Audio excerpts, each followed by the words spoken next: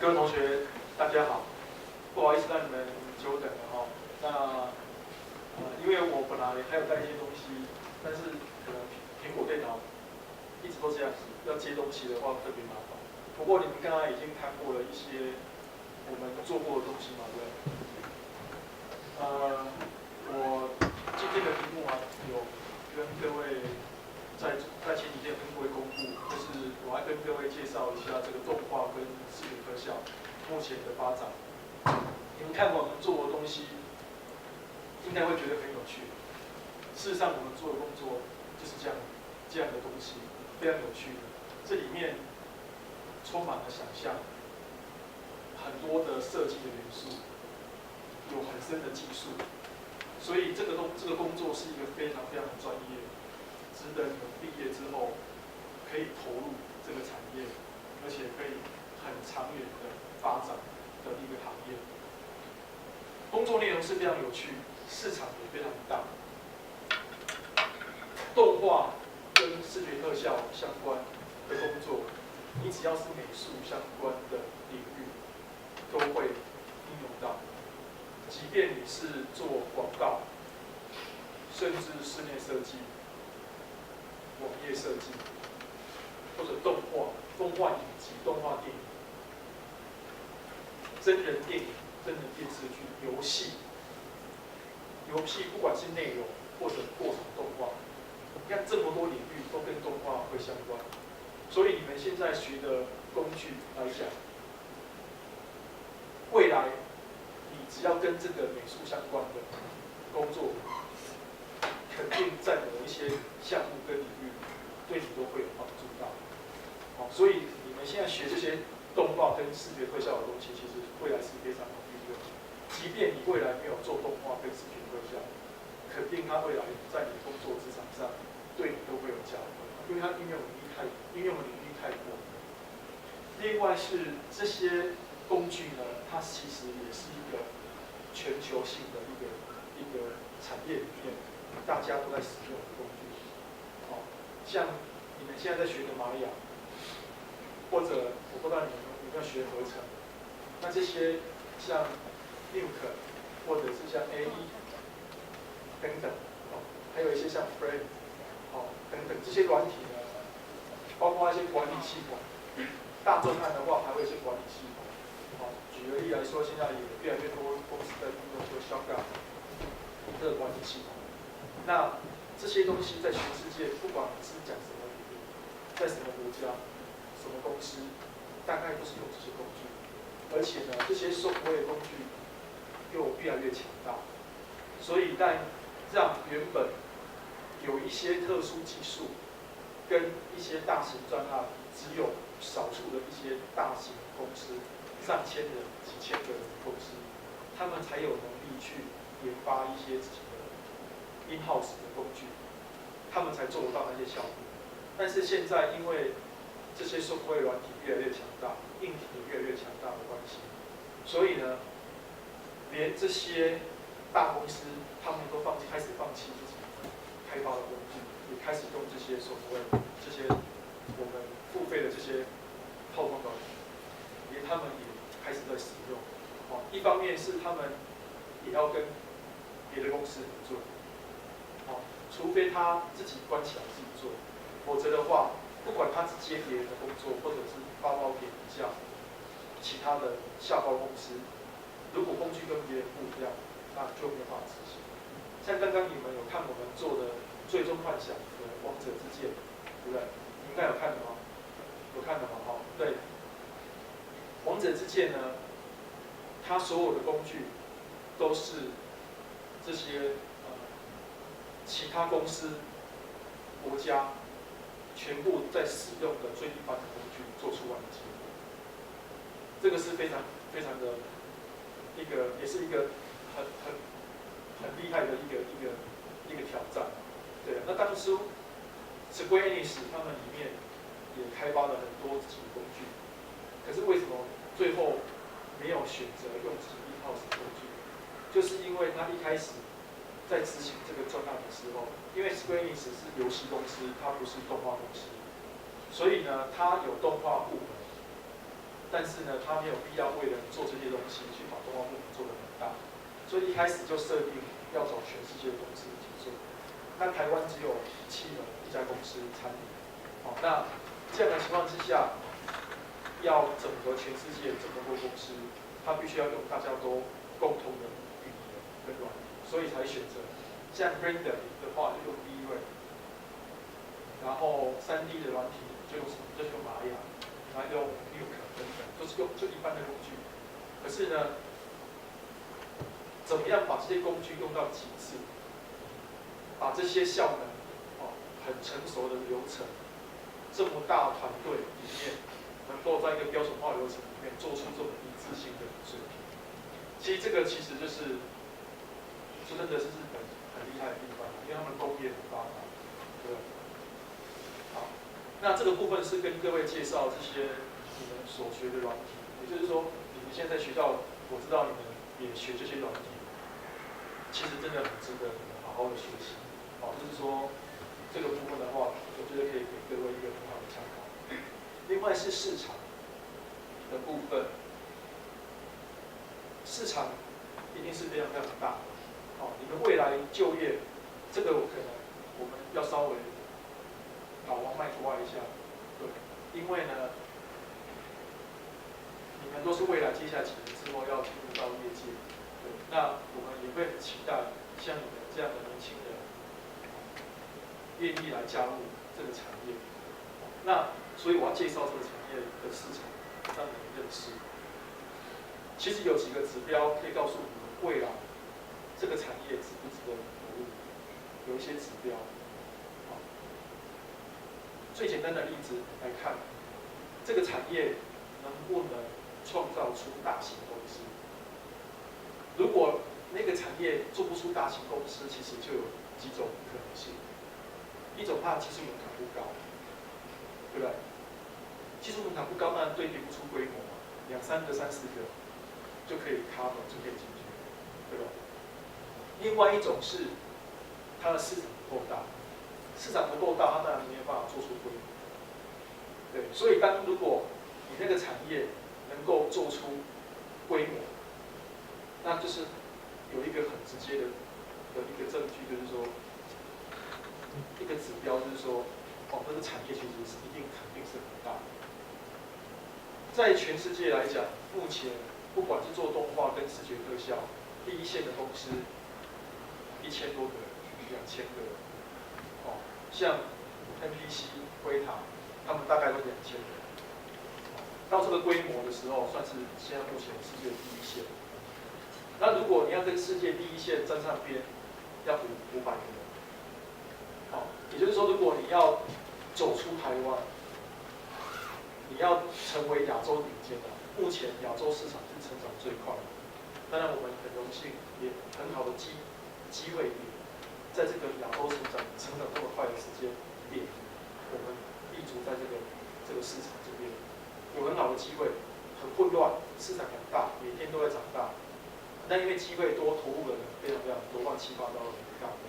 可这些人好的慢慢会留下，不好的会出去。对，那也因为这样乱，我们才有机会嘛。要不然你去跟1000个、2000个公司竞争，人家的工业已经做了几十年。对，我们以前看那个《侏罗纪公园》，那个已经是我念高中的时候的片子了。星际大战第1集是多久以前？所以呢，我们现在在亚洲有很好的机会。好，那规模来讲，现在目前如果在亚洲要成为亚洲顶级第一线的制作公司，要500人。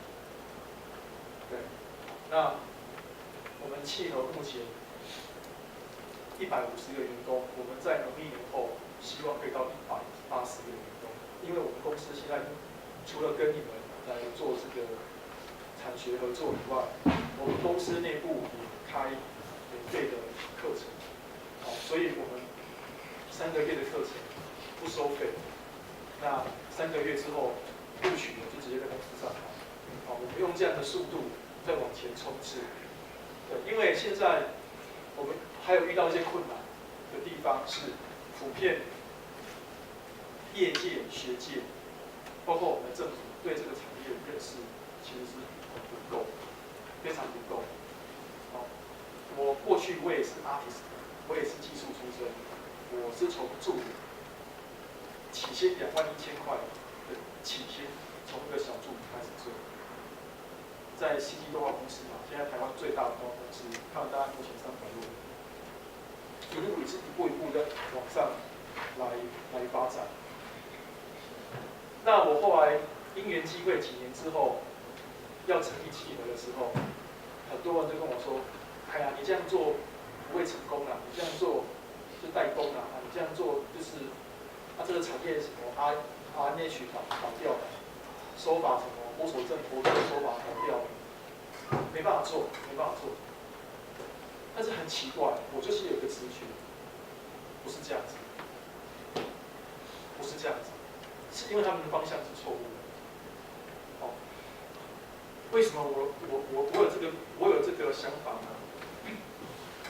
当然可能跟我的背景有关系，因为我在CG的时候，CG还是一个小公司，我们从一个制作公司50个人，开始一步一步变成一个300-400人的公司。那我跟一些国际的公司在合作，我知道这个东西，它有很深的技术。他又要很多的人力来一起合作，要很大的天幕。那其实我就不是很，就是我不是一个很聪明的，可是我至少我可以推理出一个结论：当一个工作需要很多人做，又有很深的技术的时候，它其实就有门槛。你懂我意思吗？这个其实是我最简单的推理，它其实是有门槛，有门槛的工作就可以做。因为也是这个世界未来需要的，而你刚好想到这个东西，然后接下来被全世界给流行起来，然后你开创了一个新的产业。我跟你们一样，我都不是属于这种人。我觉得我的个性、我的特质，我适合在一个成熟的产业，靠着我们的努力，靠着我们的技术，然后呢去赚我们的专业跟付出应该得到的回报。好，那我是属于这样的，对，所以我是非常非常的认定、认分这样的事情。可当我这样想之后，事情就变得非常顺利，因为这个工作没人要做，几乎没有对手。我们公司到现在才7年半的时间，我们从5个人的规模，其实我在第5年就已经发展到130个人。这2年多，我们做了一些调整，跟做了一些提升，没有错。我们公司任何产业，台湾市场很小，你没办法只是抱怨它，因为你没有好的一个产业，你没有好的市场，你当然就不会有好的发掘。所以我们公司也是一样，从一开始我们的起薪21000块，在3年前，我们公司的起薪已经调到26000块，这个就是一个成长。那我们最近开始又陆续调到28000块的底薪，对，这个是一个底薪的成长。我们公司在2年前也开始有所谓的劳基法的这个部分，就是我们一步一步走到不用加班，那加班我们就付加班费再加几，往上乘以1.33。其实这个产业几乎没有人这样做，但是我们不管而且我们也有能力的，因为我们公司开始做国际的案子。我们有好的budget，好的案子，大型的专案。这个时候呢，当然我们的员工一步一步的，这些大的专案有一个很好的地方是它有回应，你的名字会上在字幕的后面。像王者之剑，他播完的时候，后面就有我们公司的名字，有参与这个案子的所有人员的名字。这些名字未来到全世界任何国家、任何公司去都可以被承认的。这个就是一个国际的问题。那员工他开始有越来越好的案子，那好的budget，那我们公司的福利待遇就会越来越好。像我们公司在2个月前又启动了一个东西，就是绩效奖金。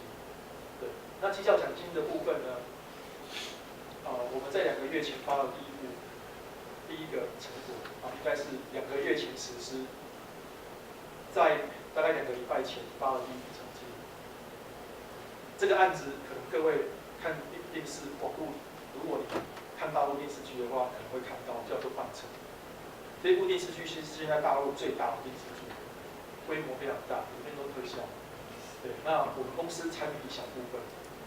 本来他们是希望我们做300分钟，对，做300分钟。可是呢，我们只接了30分钟，做不完，差了10倍，我们完全没有办法接。我们公司150个人来做，没办法做，只能接30分钟。所以不是一个很大的案子，30分钟嘛，因为我们还有很多别的案子在执行。2个月执行完之后，我们就发了50万的奖金，绩效奖金，不是赚钱，我们就是有比例里面主管知道的比例，然后由主管列出考核名单，跟每个人的金额由主管报上来。那通常我们就是会签，那就发到这个奖金。所以未来我们公司每一个案子执行完毕之后，都会有绩效奖金。这个案子只有不到1000万，800万的案子，我们就发了50万的奖金，2个月不到就执行完，不是全公司哦，是一个部门哦，一个 team 对。紧接着我们明年底会公发，我们公司在今年初，企鹅是台湾唯一的一家，真的是靠100万的资本做到100多个人，唯一的一家。对，那过去其实很多公司做到这么大，他们其实一开始就有1亿、2亿的资本去堆叠出来，所以我们过去也吃了很多亏。举个例来讲，有些公司它为了要一个 credit， 它可以硬是用你1/5到1/10的价钱把案子抢走，但是我们没办法，它那样的价钱我没办法让它便宜，我们就选择不做，因为我们靠的是专业跟技术，我这个东西不做，我还有别的案子；这个东西不做，我还有别的可以，我也不需要硬去抢这个东西。对，所以他们当然亏你拿到之后对他们是有帮助的，可是你就要投资几千万下去，可是我们没有这个能力，也没有这个必要。对。紧接着，当然我们在今年初，我们也公司从100万的资本，我们也增值到了1亿1000万的资本。所以我们公司现在从里到外，我们不止规模，我们有好的作品，我们也有2亿多的资本，已经是从里到外都是一个大公司的架构。我们明年底会公发，那公发之后呢，我们在今年底。明年初我们会发第1次员工配股，事实上是第2次。我们第1次已经对几个主管发了股票。对，我们公司现在市值是10亿，我们公司现在目前市值。所以呢，我们在大概3个月前，已经对大概5个主管发了1000万到2500万的股票，就是现值啊。我们现在的价值，有几位拿1000万，还有另外1位拿2500万。股票，好，这个是今年底、明年初会在第2次的发。好，我刚才讲的那1000万跟2500万是2-3个月前第1次，那我们在今年底、明年初会发第2次，明年底公发之前会再发1次，第3次是全公司的员工都会有。那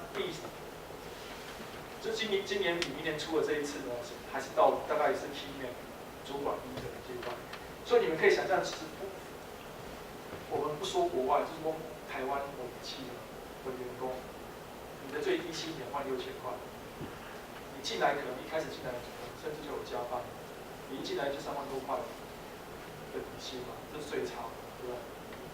那紧接着你往主管去发展的时候，就是你即便你是一般的员工，你最低薪这种状况，那你也会有绩效奖金，你会有加班费，你会有股票。那这种情况之下，我相信我们这个产业做动画跟视觉特效的从业的年轻人或者专业的人才，未来肯定是会越来越有价值。而且我们还在长大，我们公司才150人。我跟各位讲，你要成为亚洲顶级，要500人。但是呢，我也去分析这个500个人的规模来讲。整个亚洲我看下来，我们日本市场是非常非常的有名的。我们在日本很有名，在台湾可能我们很低调，因为我们很少做台湾的案子。我们是先从日本成名，然后跨到中国大陆去。我们中国大陆现在也跨到第一线进去了。我们接了几个大陆最大的动画电影对特效，真的特效电影。好，那在这种情况之下，未来我们契合目前在这个产业里面，其实以150个以上的公司来讲，我们相对来讲是最领先的。目前比如说以日本来讲，像Pelican Pictures、PPI、Digital Frontier、白组，他们都30年历史，他们大概都300多，300到400人在东京。台湾像7E动画公司，台湾的7E动画公司也30年。在中国大陆呢，有2家1000个人的公司，一家16年，另外一家大概也是14、15年，大概都是这样子的一个时间的长度。所以普遍来讲的话，目前100人以上的我们公司算是最年轻的公司。那当然讲这个东西是说，契合现在目前的爆发力还会很强大，尤其我们刚拿到资源。接着我们除了一步一步的，想当初几年前刚成立的时候，我不是说嘛，大家说你这样做不会成功，不可能的，对不对？那时候我跟人家说契合还5个员工的时候，我跟人家说我要成为台湾最大，我想很多人会说你跑大人啊，头壳坏掉，不可能。现在不管你喜不喜欢契合，你是怎么看待契合？契合已经成为台湾的标杆企业的这个产业。视觉特效我们是最大，动画的话应该可以成为第2大。视觉特效我们是事实上的人是最多的。那以动画来讲，7E动画公司还是比我们多。所以不管怎么说，我们在台湾就是数一数2的。对。接下来我说我们要开始往这方面发展，我这个人就是这样，我会一直扩大，因为你不扩大没有机会。你扩大了，你能够往产业核心去发展，你能够在产业扮演关键角色，对不对？你就会有价值，你就会有品牌，就可以做出品牌，对不对？好，那这个时候呢，我们公司在一步一步的，除了专业领域的提升、规模的扩大，然后从亚洲顶尖慢慢的再往世界顶尖去发展。这个时候，我们公司的规模会越来越大，越来越大的时候，我们可以创造出很庞大的资金、很深的技术、很专业的团队，包括全世界最好的伙伴，这些导演、制片等等。所以呢，我们公司做到这一步之后，我们回头也开始做 IP。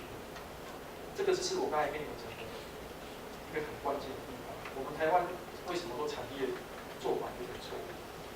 因为台湾市场小，你一开始做 IP， 你又没有这种国际大型专案的合作经验，你不懂得它的技术流程，你怎么去估价？你连估价都没有办法估啊！你设计出来的创意跟剧本的可行性，跟执行出来的效果，一定会有很大的落差，跟市场跟商业价值的东西是一定有落差。那我们公司做到这个规模之后，我们在今年也投资了2部电影，跟中国大陆合作。那而且我们的做法是直接跟市场合作，我们跟电影院、跟发行商、跟最好的导演、跟新媒体一起会。好，那我们参与这个电影的时候，我们拥有这部电影的一部分的版权。那我们瞬间从一个制作公司变成一个拥有品牌的老板，等于这些导演，我变成他们的老板，我是这些导演的老板，我是这些制片的这些剧组的老板。好，那这样子的时候，我们来做 IP 就有可能会成功。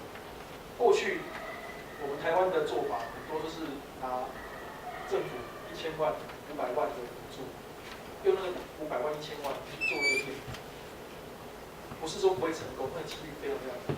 那我们现在呢，我们公司拥有资本市场的资金的，我们拥有这么大的团队，我们一部电影投入动画电影是2亿的预算，我们的动画电影是2亿的预算，那加上这些伙伴都是在各个领域最强的新媒体、最强的发行商、最强的导演。那这样的资金规模跟这样的制作团队，这样做出来的东西，我们才可以说我们来试试看，碰碰运气，说会不会成功嘛，对不对？好，这个就是我们的模式。啊，就算骗子没有成功，我们也不是100%的成功。对于我们的投资份额进去的比例，扣掉我们的制作费，我们也不会死，懂我意思吗？我顶多是没有赚，我还是有制作费啊，懂我意思吗？啊，因为我们投资的比例，以制作费来讲的话，我们投资的比例绝对还是低于我们的制作费。好，所以我们就一步一步的开始跟别人合作，然后参与 IP。等到你更强大之后，是不是有机会可以换我们来主导 IP？ 就换我来做专嘛？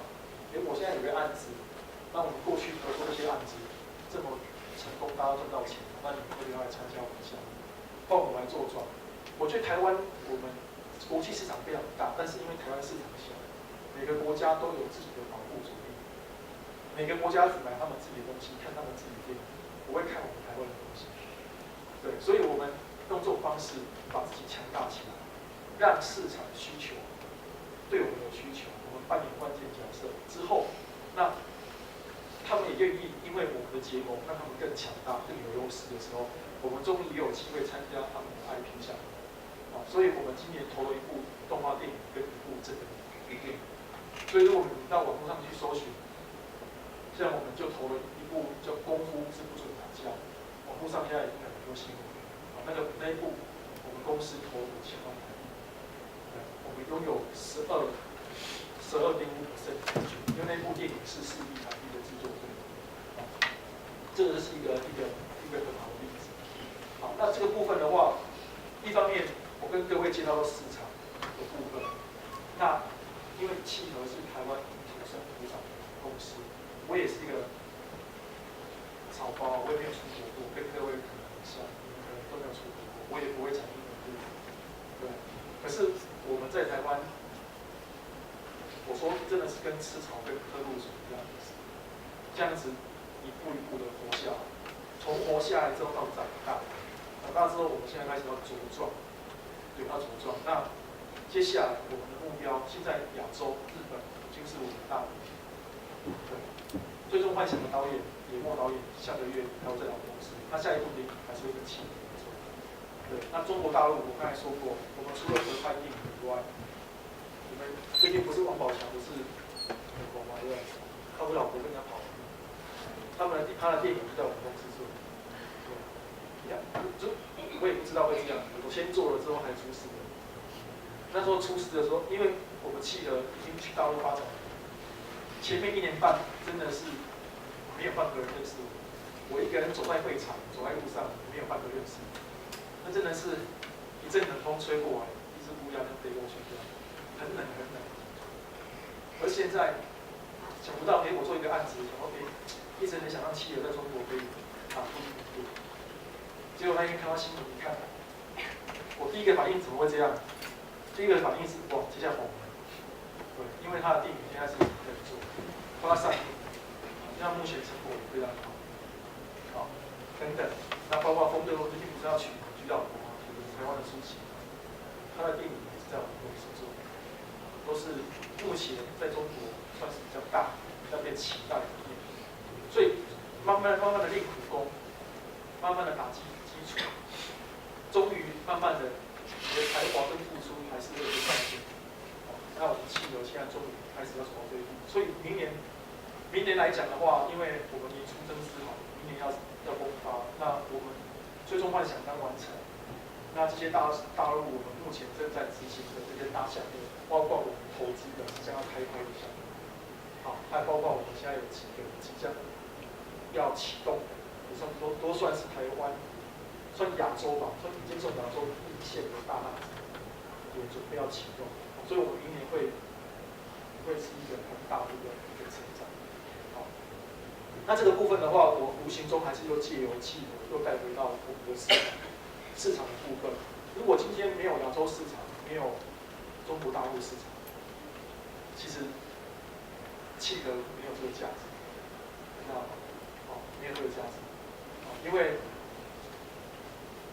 你要到一个3层楼、4层楼高的高度的时候，你需要爬楼梯上去，可是没有梯子给你爬。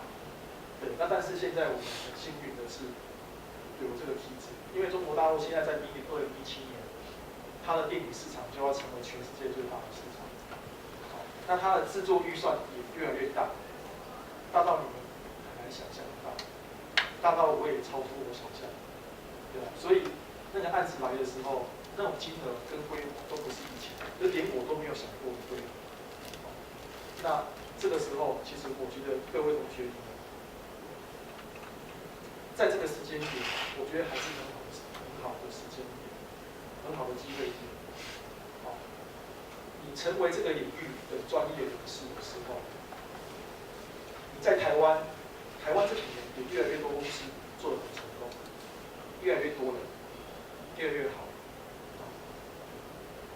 你离开台湾，你如果觉得台湾好跟不好，我说过这个产业是世界型的产业，你有 credit， 你有技术，你全世界都可以去，中国大陆、日本、欧美都可以去。所以这个部分的话，是我跟各位，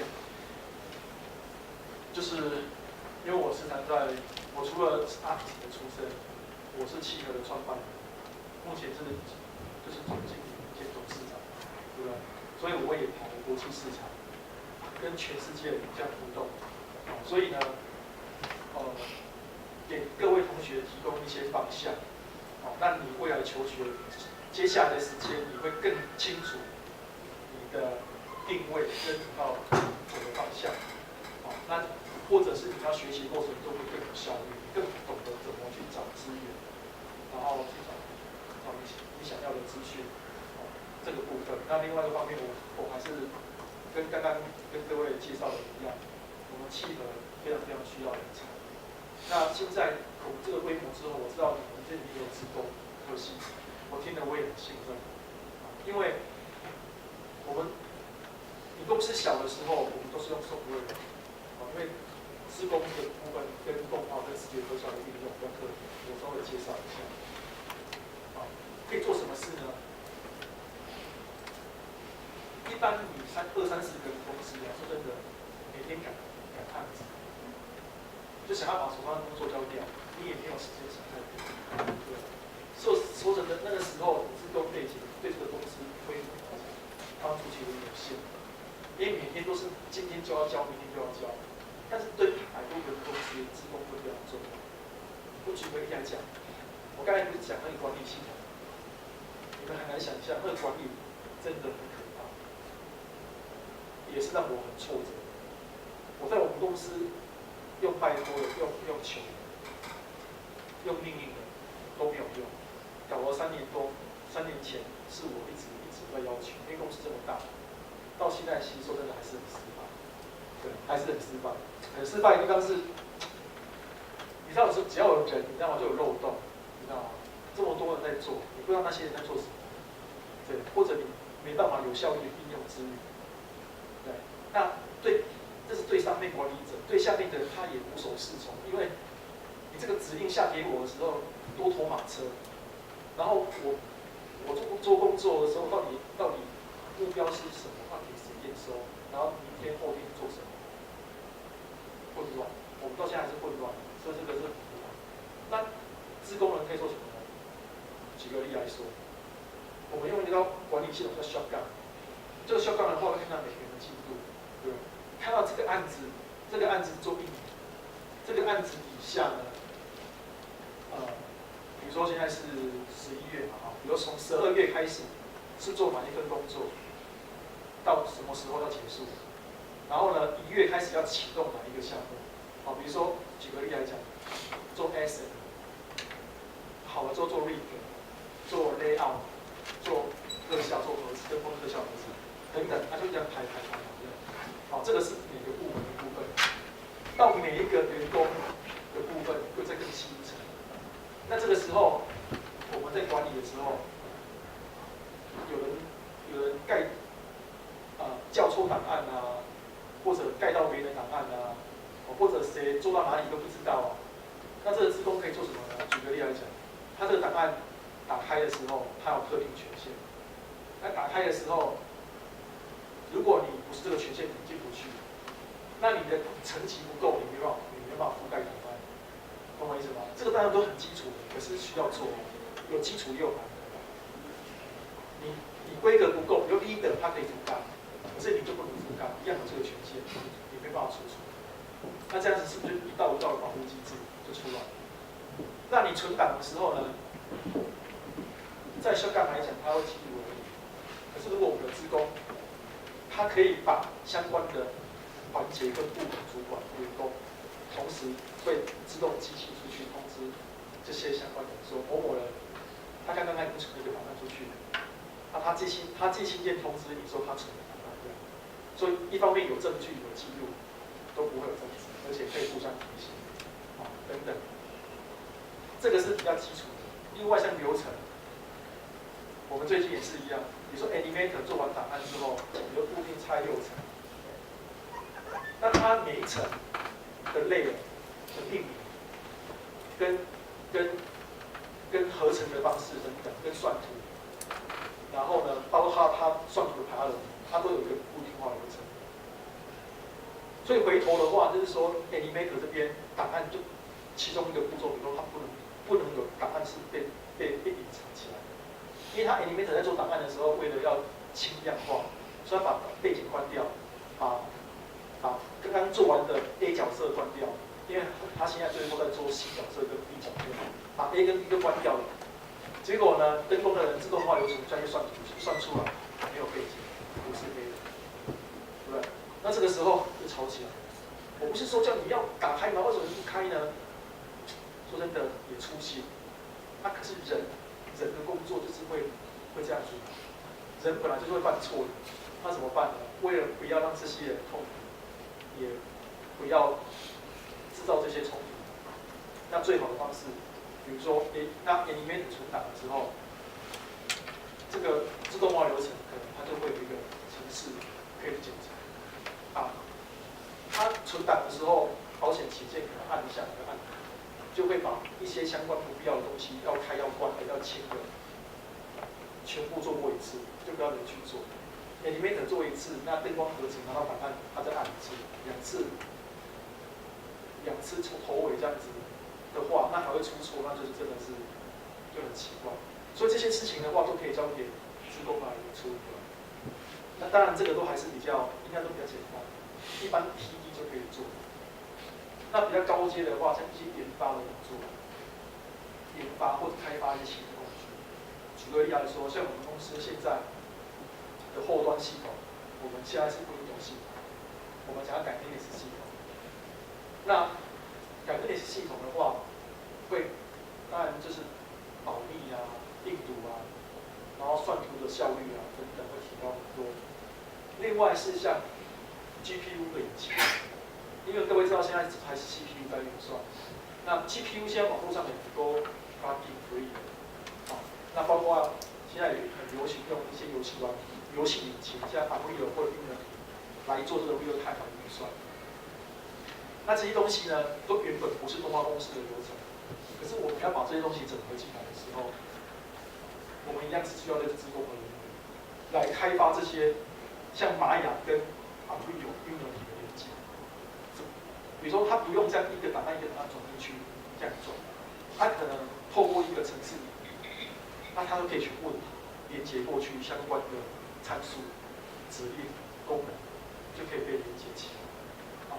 那甚至像一些流体、爆破等等，这些东西的话，在玛雅做了出来之后，那在这些游戏引擎或者是这些 GPU 的运算的时候，过去来讲的话，算出来结果都不会一样 ，CPU 跟 GPU 算出来结果不会一样，那它里面一定有东西是有问题，对，一定有些参数是不对，或者逻辑是不一样，架构结构是不一样，那这些就是属于更高阶，像 RD， 比较像 RD 的工作，对，所以对我们来讲，真的是非常非常需要职工的人才，对，其实我们公司真的是很辛苦，因为我们在国内其实真的没有知名度，那在而且台湾这方面的人才真的也很少，所以为什么我们一方面为什么要自己开课？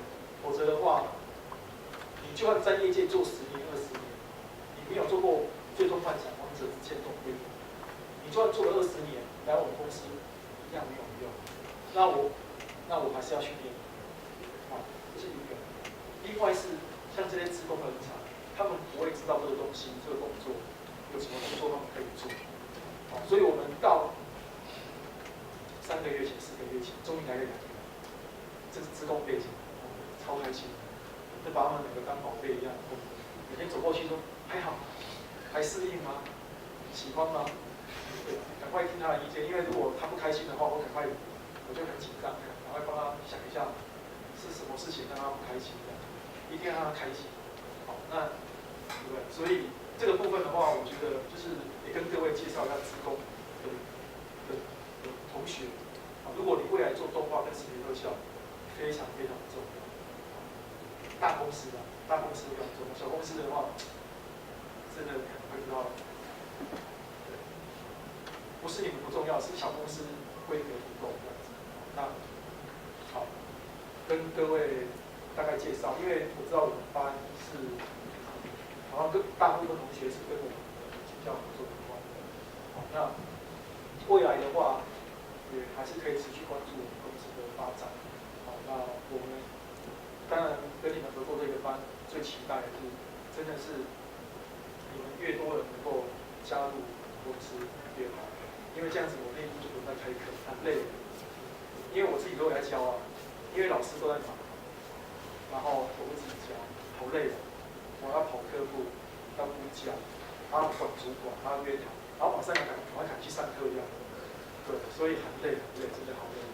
对，所以我说，如果同学有很多人可以加入我们公司的话，那至少我就不用花那么多时间我自己来教学生。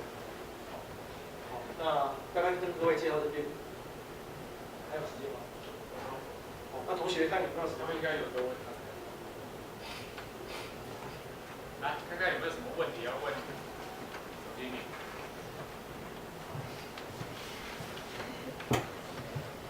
那你用这个试试看。我想知道一下你们做那个王者之剑是做哪一个部分？因为刚刚只有影片而已，其实不知道你们是做哪一个部分，是做建模那些的吗？你看过 breakdown 吗？有。breakdown 有那个过程那个吗？是有那个影片吗？好像有啊。有吗？对，我们公司从头做到尾，从模型贴图、灯光、特效合成，我们总共做了12分钟。我本来刚才给你看另外一些影片，就是我们分配到的所有工作。对，他在那个苹果打不开。对，原本最终幻想，因为还要抠。原本最终幻想，我们被分配到工作是45分钟，但是一样，我们没办法做那么多。好，所以最后我们才只接了大概12分钟的工作。那主要的 animation 动作表演跟意境的话，主要是日本提供。除了动作跟意境以外，其他你分配到的项目，我们是以项目来做。你分配到那个项目的话，所有东西都要你负责。如果那个场景是别的公司有先做过，他一样会给。但是各位知道，在动画来讲，镜头距离不一样的话，你就要重做。对，所以呢，这个是拿别人的档案。如果是我们做的，也要提供给别人，大概会这样子。还有没有什么问题？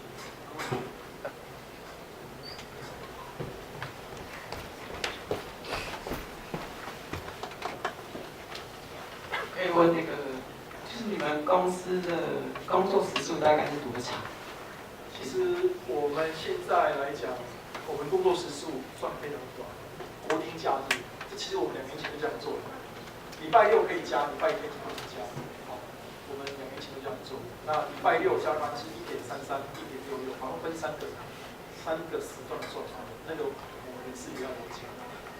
所以的话，我觉得，大公司的好处是这样子，就是说，没有错，每个小公司一定都是很辛苦的，因为他活不下去嘛，懂我意思吗？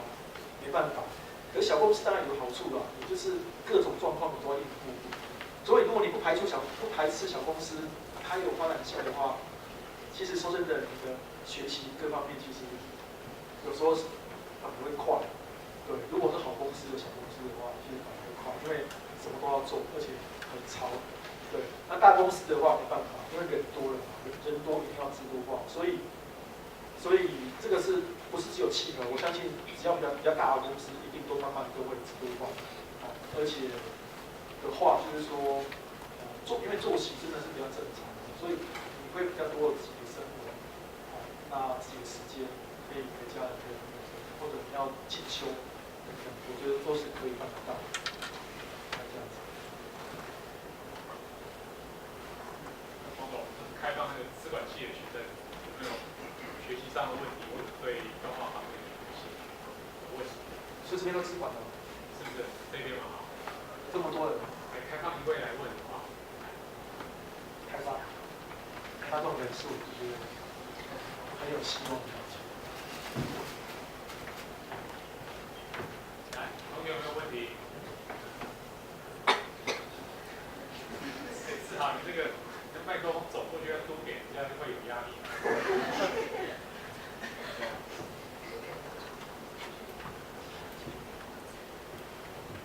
那这机会很难得哦，来。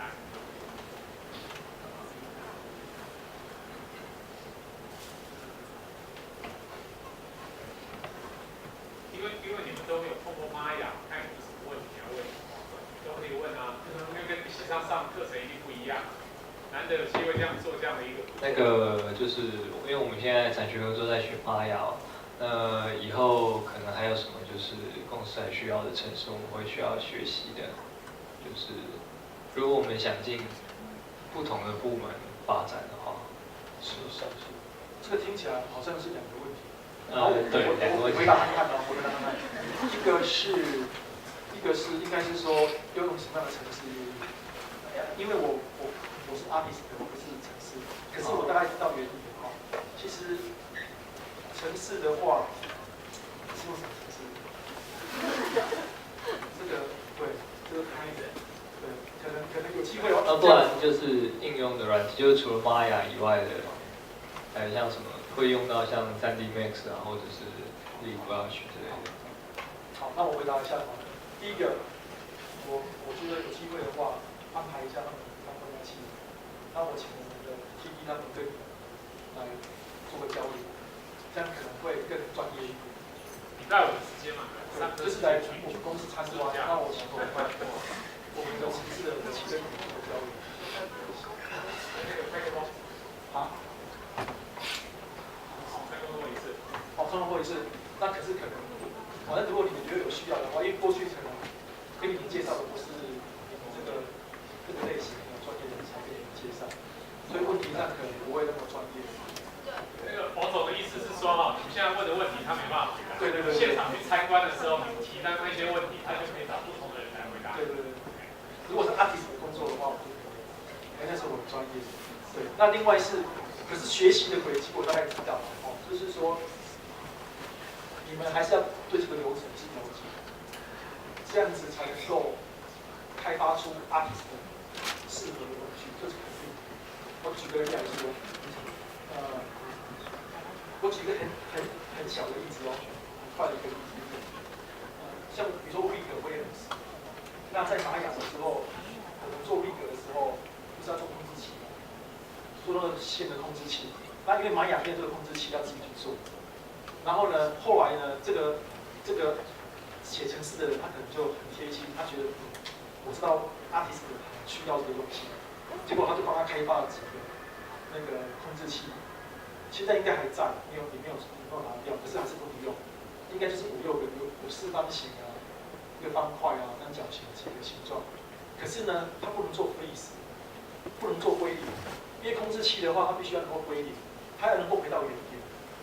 所以你是有控制器没错，我可以用，用完之后，可是我到定位我没有办法做 freeze， 没有办法做归零，所以这样我没有办法用，懂我意思吗？就是说他用想象的，他觉得应该阿拉会喜欢什么东西，他就自己做。那这样子的话，其实有时候会有一些落差。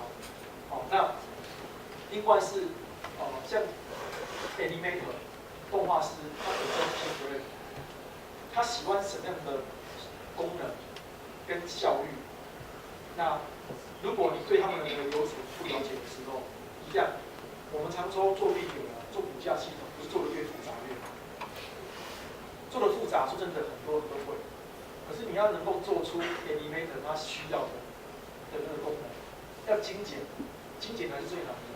他需要的你要有，他不需要的不必要有。我举个例来讲，这个当然这个也是比较简单的例子，都不应该是你们这个程度应该说你们这个程度应该要厉害很多才对。我讲那种比较简单的例子，我举个例来讲，像比如说我们 animator 腰部的控制器，那我在做左部的时候，除了脚往前以外，我的腰也在往前。可是呢，你一般做法 animator 是把脚先往前之后，他脚还是腾空的，踩不下去，因为腰过去，然后再把腰往前，脚还踩上去，对不对？那这个时候 animator 把它调得好好，我就调脚啊，调腰，他也没事。这个时候做力的人就很贴心，他想说，那如果这样子的话，我的脚往前挪的时候，他的腰就可以自动往前，而且往前几度，然后比如说在左脚跟右脚的正中央之间，对不对？这不是很贴心吗？结果这个东西还是多余的，因为你做这个功能的话，它就有漏力，它有个功能它就会比较重。好，那第一个，第二个，它本来 animator 的功能，它很单纯，腰就只有一种动作，就是人给它加的动作。你现在又给它多了一个自动的动作的时候，它这个人的动作跟自动的动作两个混在一起，会互相干扰，懂我意思吗？这个其实就是几个很简单的例子，就是说你写程式的人，如果你要在流程里面能够帮上忙，甚至能够创造出一些新的做法跟流程，或者是很有价值的一个工具的话，你去学习他们的工具跟流程是一样的。好，所以那工具的话，像玛雅啊、Max 啊，我们都会用到。Render 引擎的话，像阿诺啊、B 瑞啊，这两个为主啊 ，Mentor 会越来越少用。对，那几乎就是 B 瑞跟阿诺这样子。那所以甚至你要开发这些怎么材质球。圈的所以这个就是说，为什么应该这边的重点是说，你们还是需要学习这些东西，不用学到很厉害。有时候工具会跟用得好是两个不同档次，你们只要会就可以了，甚至到了解就可以，不用到会，了解就可以了。对，了解然后会，然后到工具应用的很厉害，应该是反过来这样子。这样。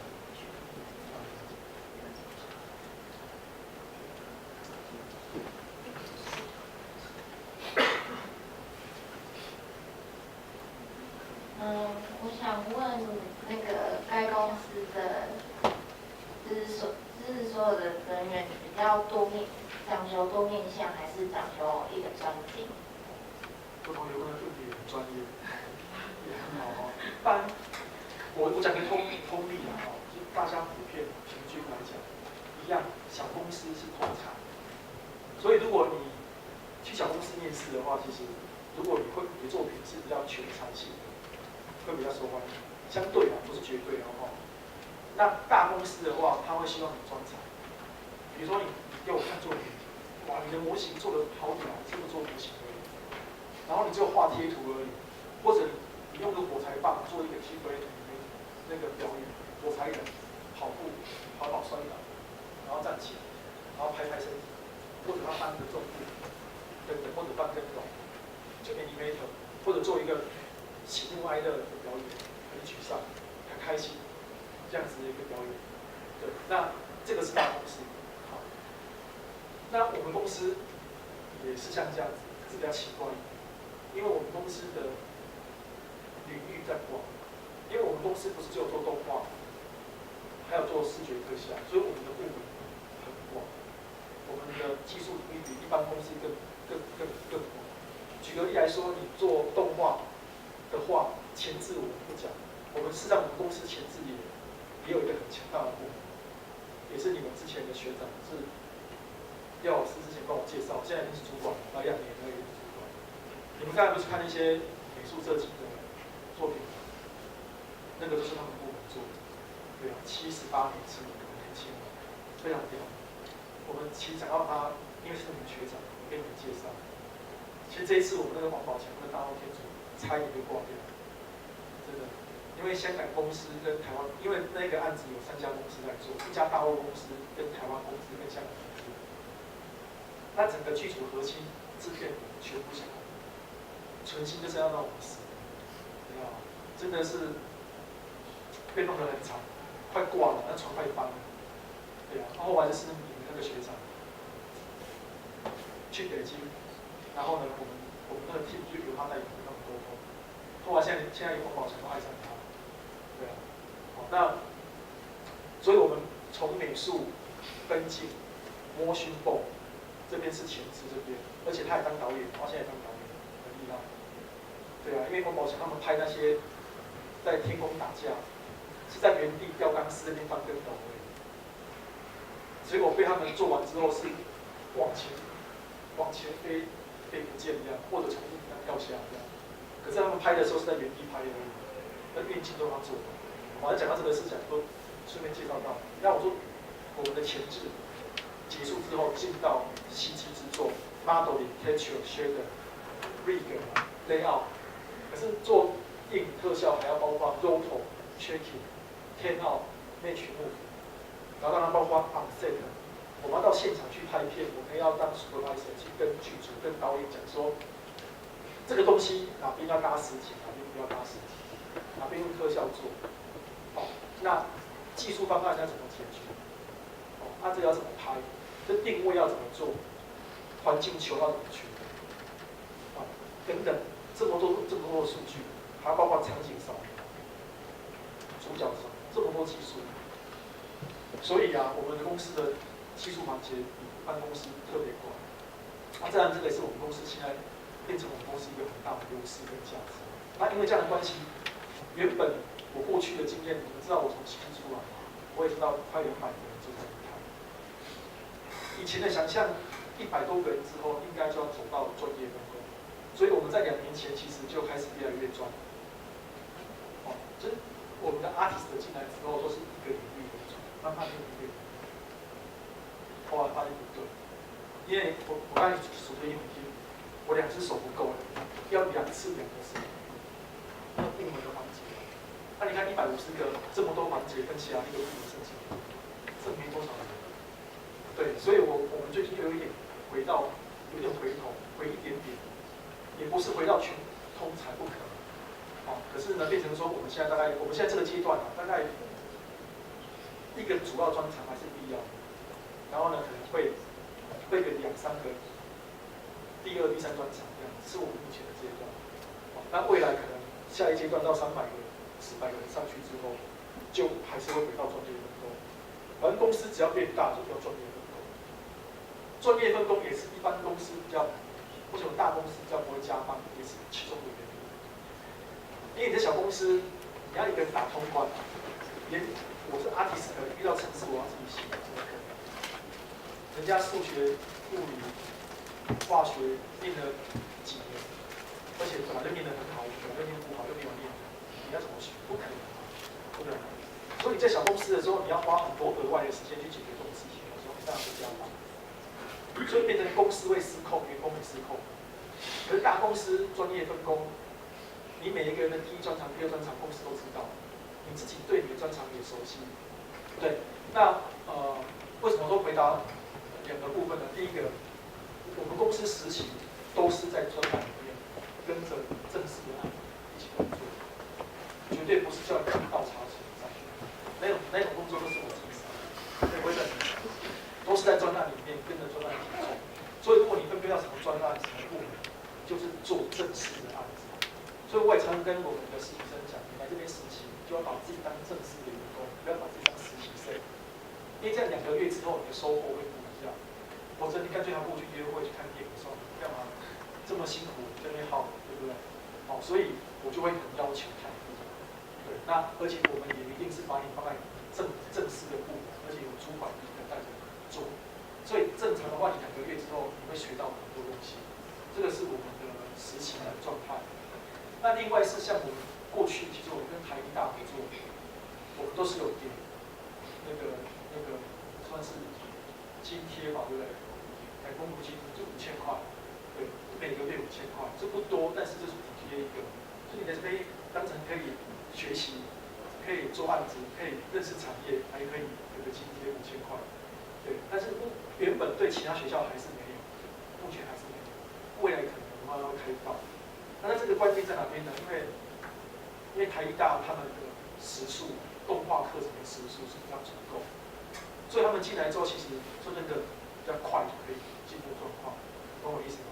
这个是主要的差别的地方。好，那这个部分的话，大概跟各位说明这两个地方。好，今天非常谢谢王总经理来到这个地方啊，然后他的老同事廖老师也来到现场啊，我们是不是也欢迎一下廖老师？廖老师是我前辈，我公司刚成立的时候帮我做，他都会介绍客户给我，因为我是一个 artist。不是客户，还有学生，优秀的学生，哇，这个学生真的是不得了，帮了我超大的忙。本来今天那个学长本来今天要讲几句话嘛。因为其实我在系上那个动画课一直都不太够。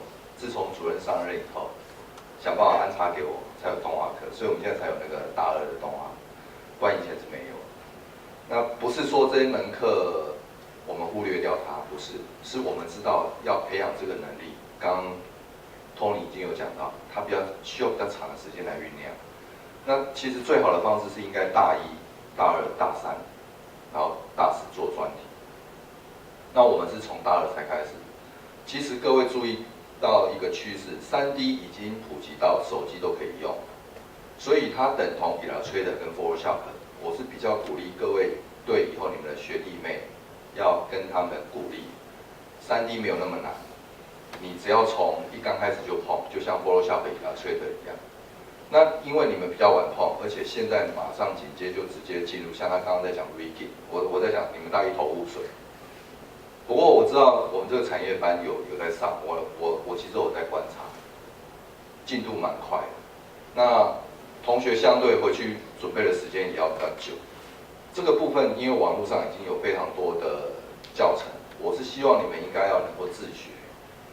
那刚刚 Tony 也提到，就是说专精跟那个叫做什么普遍性质的这个技能，我建议你们应该是先从电影那一块去了解，不是只有动画，应该从电影，因为动画事实上跟电影是同步发生的，可是它是因为电影的产生之后，然后有一些人去做创作动画这样的一个风格，动画是一个风格，所以我们常会讲听歌动画。所以你们应该回到最基本去理解，就像你在学设计会看包浩斯道理是一样。那动画呢？动画就是看电影。所以像刚刚王总他所提到说，他们现在做电影这件事情，他能够很快跨入，就是因为他在这一个领域里面已经钻研很久。那我找你几年？不记得了。我离开了西基的时候是15个人，那是非常非常小的公司。可是15个人在当时候算是最大。我们那时候去看《侏罗纪》全台大概差不多聚集大概25个连力打、太极，这样的全台湾的那个动画师在那个电影院国宾，我们就在笑啊。这时候只要把这边歼灭，台湾动画重来。那刚好我也是经历过这一段，我是福大应用美术系第2届毕业，第2届。那是全国第一个做电脑动画，我是第一个。那不是说第一个多厉害，是要跟各位讲很辛苦。我是用你们现在在用的那个叫小画家，我是用小画家在做动画。因为以前的工作站买不起来，一台要1500万，软体500万，所以等同一栋房子放在桌上。所以当初西基我们一刚开始的时候，从1台发展到每人1台、15台，1台发展到15台，那个经历是非常辛苦的。那包含到后来我自己也开公司，我自己的公司现在还在，你们如果有兴趣可以上网看。但是那家公司我比较不鼓励各位去了，因为我已经把股份卖掉了。因为他那家公司的发展比较窄化，它叫上林。我想 Tony 应该知道这家公司。那这家公司它跟契合这边的发展方向比较不一样，它是比较偏电视广告那一块，而且现在都接大陆的那一种产业。我是鼓励各位，如果你想要学比较广泛的，就找类似这样中型公司，15到30个人的公司。那如果说你评估自己的擅长，你可能例如说模型很厉害的，我知道有模型很厉害的，你就专攻这一块，你比较容易入门。那你也很快就可以得心应手，之后行有余力，例如说慢慢移。我觉得我做 animation 不错，你这时候再切入 animation 再去执行会更快。如果说你一次要学很多，那你的作品就会变成好像水平都没有很高。建议各位应该在这个阶段先找自己的一个亮点，那利用这个亮点进到公司，公司内部转业比较容易嘛，对不对？对，因为你的表现好，老板会看到你的沟通能力。其实我以前在看同事也是这样，并不是说，我什么都会。我们其实不是要这样的超人，因为这样的超人通常是什么？老板。但是未来各位都有可能成为老板，因为台湾的经济规模不够大，所以像 Tony 他现在是接全球的案子，尤其是日本斯科威尔的案子，这种都是一般可遇不可求的。不是你有能力就能接，而是说他会评估，会看你的那个常态，你的作品稳定度要很高。那契合就是在这一块的质量它稳定。那我目前也有接一些大陆的案子，我发现大陆会用低价抢案子，你很快案子会被抢走，抢走之后呢，他们又会回来，因为你的品质稳定。所以我这边鼓励各位，对你的作品的稳定，应该是要求质量，不是数量。尽量把它做好。以上就这些，谢谢。我们今天有个难得机会我们等一下呢跟那个 Tony 我们留念一下。那希望经过几年以后可以看到你，对不对？是不是在那个公司，然后曾经在学校跟他上过讲，好不好？留一个幻想的，对，努力的一个方向，好不好？